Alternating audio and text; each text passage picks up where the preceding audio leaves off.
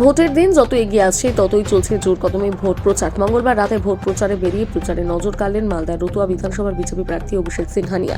এদিন তিনি দলীয় নেতাকর্মীদের নিয়ে শামসি এলাকায় ঢাক বাজিয়ে ভোট প্রচারে যান। কর্মী সমর্থকদের সাথে নিয়ে শামসি এলাকার বাসিন্দাদের সাথে পায়ে হেঁটে মিছিল করে ভোটারদের কাছে ভোট প্রার্থনা করেন।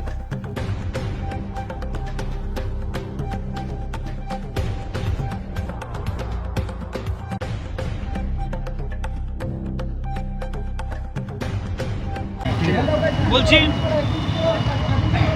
মাত্র আর কটা দিন বাকি রয়েছে আপনার প্রচার। আমরা দেখছি কোনো গঙ্গা ভাঙনের নৌকা করে প্রচার, কোনো সময় গঙ্গা ভাঙন এলাকাতে গিয়ে মানুষের সঙ্গে কথা বলছেন। আর একটু সাইড হয়ে যায় কি আমরা হয়ে যাক প্রচার করা হচ্ছে আগে এই যে প্রচার করা হচ্ছে তাতে কতটা সাড়া পাচ্ছেন মানুষের? দেখুন, আমরা রতুয়া মানুষের আওয়াজ, রতুয়া মানুষের কথা তুলছি। বিগত 25 বছর থেকে এই মালদা জেলার সবচেয়ে পিছিয়ে পড়া একটি বিধানসভা ভৌগোলিক কারণে রতুয়া বিধানসভা। বিগত 25টা বছর এখানে এমএলএ ছিলেন সমরবাবু। সমরবাবু কি করেছেন? আমি মানুষকে জিজ্ঞেস করছি, কি পেলেন আপনি সমরবাবুর কাছে? সমরবাবু প্রতি বছর ইলেকশন আছে, নতুন নতুন প্রতিশ্রুতি দেন।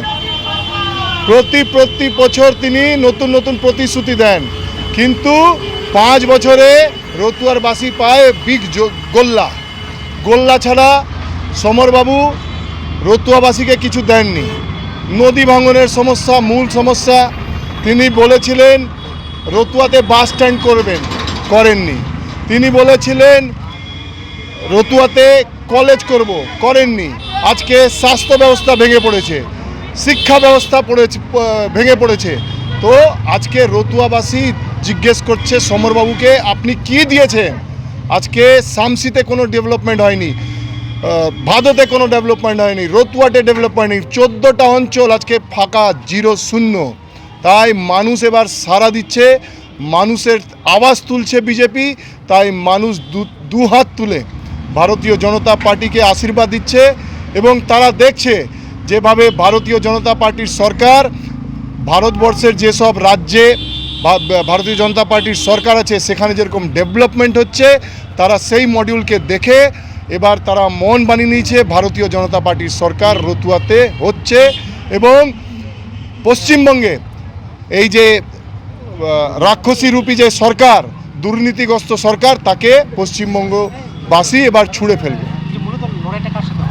আমাদের লড়াই কংগ্রেসের সঙ্গে হবে, তৃণমূল কোনো ফ্যাক্টর নেই। সমরবাবুকে মানুষ প্রত্যাখ্যান করেছে, সমরবাবু ভাওতাবাজ মানুষ। কিন্তু আমাদের লড়াই কেউ নাই, আমরা